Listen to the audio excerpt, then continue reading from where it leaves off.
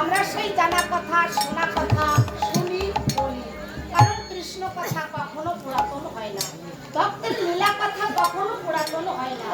তবে সেই রস আস্বাদন করতে হলে ভক্তি আর নয়নের জলের প্রয়োজন। তাই ভক্তি আর নয়নের জল দিয়ে প্রাণ ভরে ঠাকুরকে ডাকার ডাকতে পারি। আর এই কীর্তনের মধ্যে যত প্রকার ভুল ত্রুটি থাকুক না কেন, সব প্রকার ভুল ত্রুটি মার্জনা করে শুধুমাত্র কীর্তনের সার অংশটুকু গ্রহণ করে আমার আমাদের পরম পিতা গৌর হরি আমাদের জন্য নিয়ে এসেছে হরিনাম। এই মধুমাখা হরিনাম এনে হরিপুরের দ্বারে দ্বারে তিনি হরিনাম এনেছেন। ও শ্রী কৃষ্ণ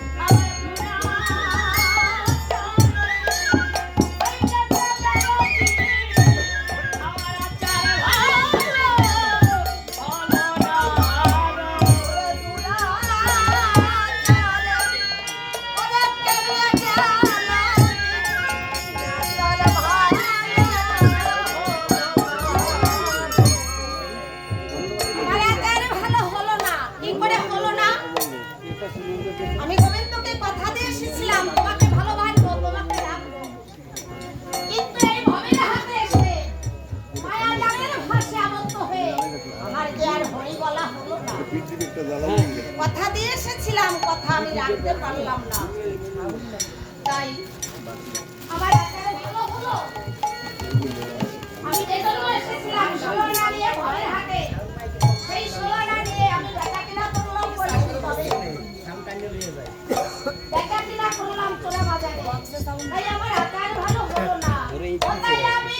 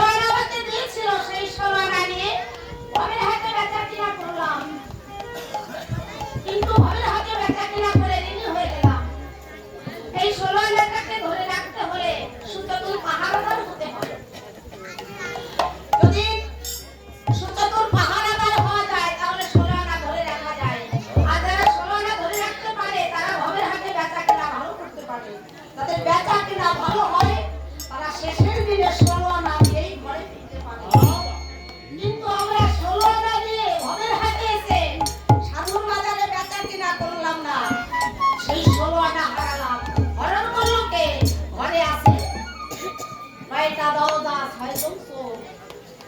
ভালো পাহারাদার হতে হবে, ভালো পাহারাদার যদি কেউ হতে পারে তাহলে ঘরের মাল সে ধরে রাখতে পারে। যদি ঘরের মাল ধরে রাখা যায় তাহলে ব্যবসাও ভালো হয়, ব্যবসা ভালো হলে শেষের দিনে ফালতুতে এক পয়সা হবে। কিন্তু আমরা তো ভালো পাহারাদার হতে পারলাম না, তার জন্য ঘরের মালও ধরে রাখতে পারলাম না। এজন্য মহাজন গাইলেন, ওর পাগলা রে আগলা রইল ঘরে, পাগলা রে আগলা রইল ঘরে। ও তোর মালে কোথার মাল ছিল হরে, ও তোর মালে কোথার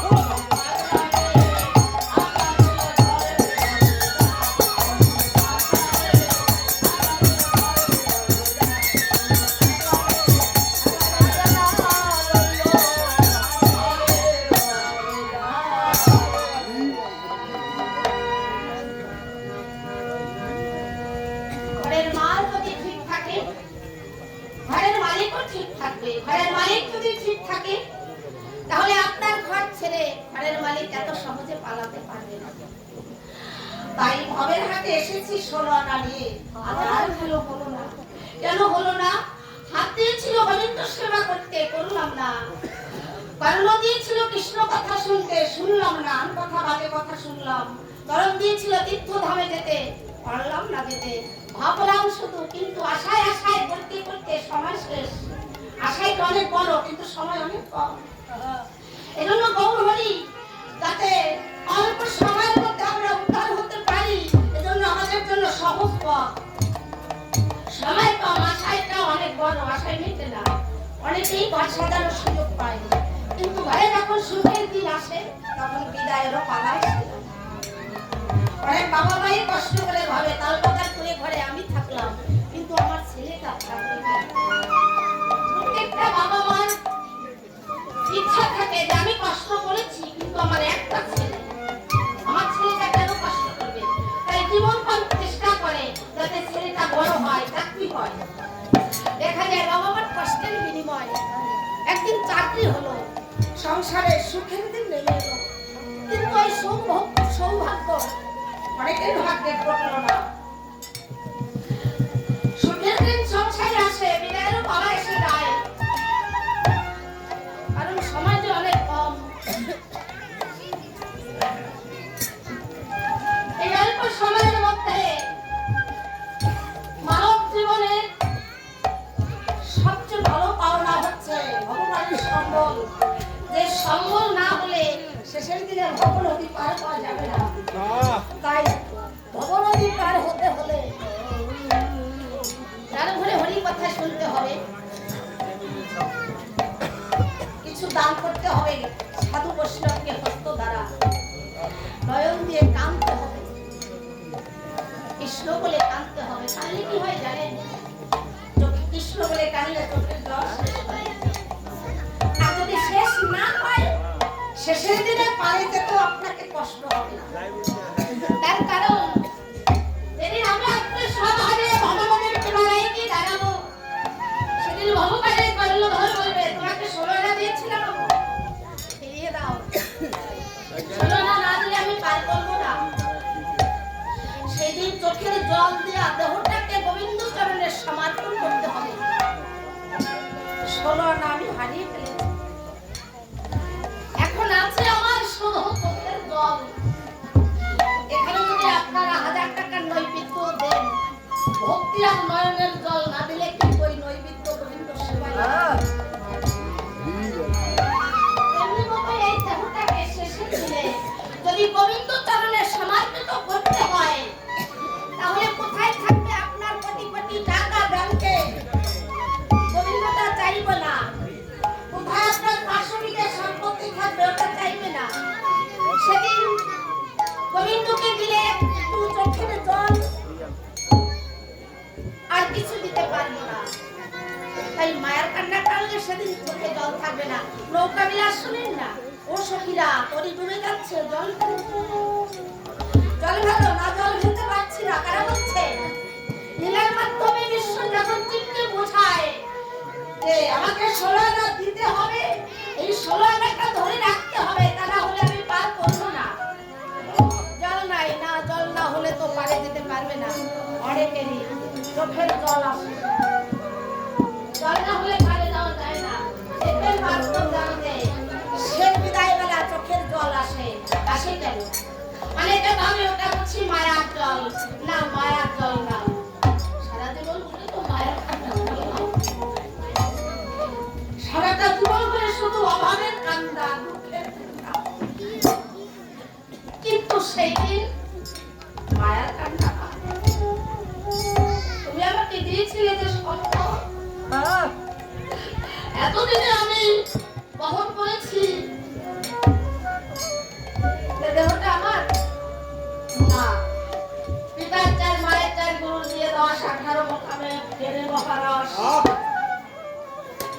সে মালিক, আমি বরদাদার। তাই মালিক যখন আসবে, মালিকের মাল মালিকের কাছে পৌঁছে দিতে হবে। যাও,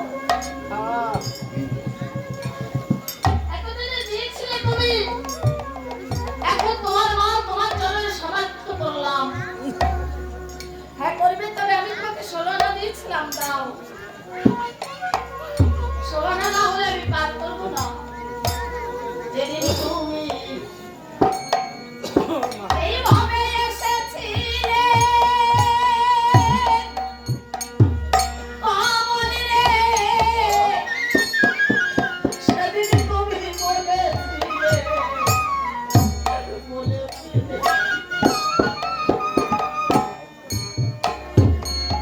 সেদিন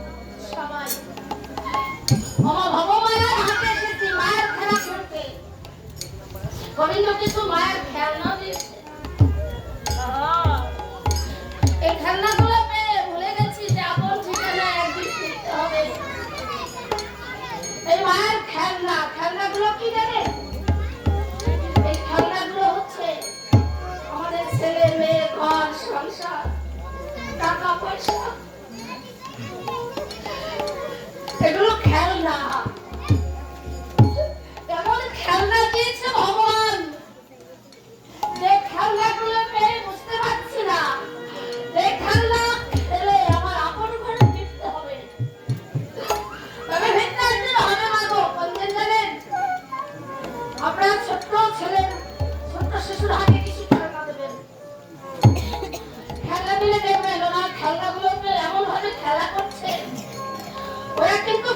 কৃষ্ণা কিছুই বোঝে না। খেলনাগুলো পেয়ে ওরা মনের আনন্দে খেলা করে, বড় মূল্যবান খেলনা দেবেন। কিন্তু ঘরের মা যখন দেখে, বাবা যখন দেখে যে ওর শিশু খেলতে খেলতে ভুলে গেছে, ওর খাবারের কথা মনে নেই, এমনকি দিনের সন্ধ্যা নেমে এসেছে, ও ঘরে ফিরছে না, তখন ঘরের বাবা ডাকবে, মা ডাকবে, খোকারে আর খেলনা খেলিস না, ওই যে দেখ তোর বেলা ডুবে যাচ্ছে, এবার ঘরের ছেলে ঘরে ফিরে আয়। ঘরের বাবা মা যখন ডাকবে, ওকে যত বড় মূল্যবান খেলনা দেওয়া হোক না কেন, ঠিক তখন ওই খেলনাগুলো এখানে পেলে ও ছুটে যাবে ওর বাবা মার কাছে সন্ধ্যায়। তেমনি মতো ছেলে মেয়ে ঘর সংসার নিয়ে এমন মায়ের খেলা খেলছি, যেদিন এই খেলা শেষ হয়ে যাবে, জীবনের সন্ধ্যা যখন নেমে আসবে, তখন বিশ্ব আমাদের পিতা মাতা থেকে বলবে, খোকারে আর কত খেলা খেলবি, আর এবার ঘরের ছেলে ঘরে ফিরে আয়। বিশ্ব জগতের পিতা যখন ডাক দিবে, তখন রইল আপনার ছেলে, রইল মেয়ে, রইল ঘর সংসার, সব কিছু পরিত্যাগ করে সেদিন আমার ঠিকানায় ফিরতে হবে। সেদিনের আর বেশি দিন বাকি নাই, যেতে একদিন হবে। তাই মনে মনে ভাবি, আজ ভক্ত সঙ্গ করলাম না, আজ হরিনাম করলাম না, আমি আগামী দিন বেঁচে থাকবো, আমি আগামী দিন হয়তো হরিনাম করবো। আজ হরিনাম পাইবার জন্য আগামী দিন হরিনাম করবো, কৃষ্ণ নাম করবো, ভক্ত সঙ্গ করবো, সাধু সঙ্গ করবো, ভক্তের চরণ ধুলি ঘুরাবো। কিন্তু আমি আগামী দিন থাকবো কি থাকবো না, কথাটা জানি না। জানি গান্ধীজি বললেন, এমন অধ্যয়ন করবে তুমি যে তুমি চিরজীবী হয়ে থাকবে, এমন জীবন যাপন করবে যে তোমার আগামী কালই মরণ হবে। তাই আগামী দিনের আশা বাসনা ভরসা না, এখন আছি একটু মানে নাও থাকতে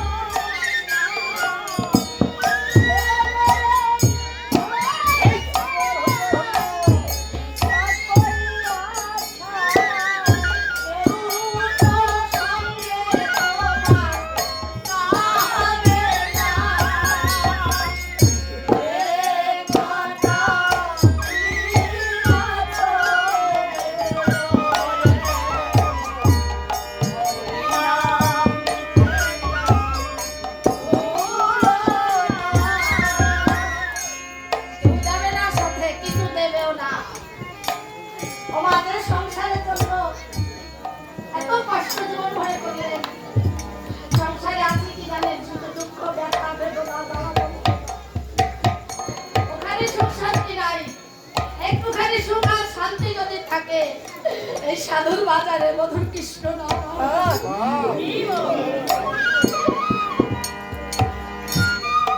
একটা অনুরোধ করে যাবো, সারা জীবন করার জন্য চাইবেন এবং নিজের জন্য কিছু চাইবেন। যদি বলেন কি চাইবো, একটা জিনিস চাইবেন, সংসারে যেন যদি সন্তান হয় সে যেন হরিভক্ত কৃষ্ণ ভক্ত সন্তান হয়।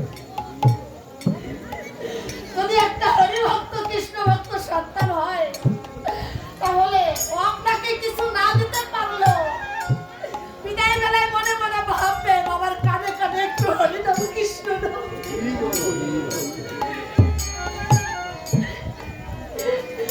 যদি ছেলে কৃষ্ণ ভক্ত হয় কিছু না দিতে পারলো কানে কানে কৃষ্ণ নাম হরিনাম, নইলে আর কেউ যাবে না, কিছু যাবে না, কিছু সঙ্গে দেবে না।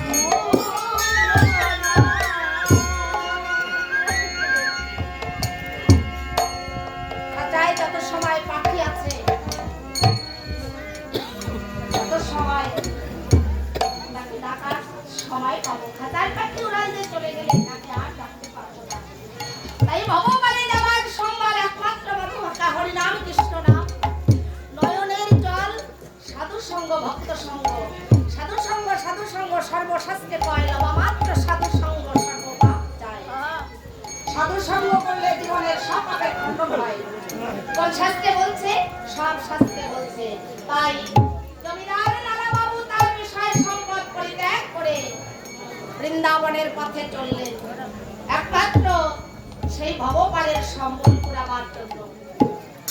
আপনারা জানেন সেখানে তো একদলের কীর্তন। অতএব আমরা আলোচনার বিষয়ে কিছু সময় রেখে আমরা একটা গানাই করব। তবে আজকে আমি লালাবাবু করব। বৃন্দাবনের যে লালাবাবু সব পরিত্যাগ করে চলে গিয়েছিল, জয়দেব পদ্মাবতী করা যায়, তাছাড়া অর্জুন মিশ্র করা যায়, যে গীতা পাঠ করে অর্জুন ভগবানের ভক্ত হয়ে ভগবান তার বোঝা হয়ে দিয়েছিল। জয়দেব পদ্মাবতী আছে, স্বামীর প্রতি অতলা ভক্তি যাদের থাকে জগৎ স্বামীকে তারা পায়।